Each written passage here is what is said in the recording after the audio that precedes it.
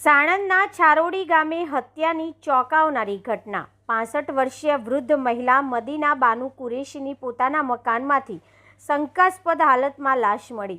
મોડી રાત્રિના સમયે હત્યા થઈ હોવાની આશંકા વ્યક્ત કરવામાં આવી રહી છે। ઘટનાના પગલે સમગ્ર વિસ્તારમાં ચકચાર મચી ગઈ। લોકોના ટોળેટોળા ઘટના સ્થળે ઉમટી પડ્યા છે। મહિલાના ઘરની બહાર લોક લાગેલું જોવા મળતા શંકા જતા ગ્રામજનોએ પોલીસને કરી જાણ। Sanand GIDC police, SOG, LCB અને એફએસએલની ટીમ તાત્કાલિક ઘટના સ્થળે।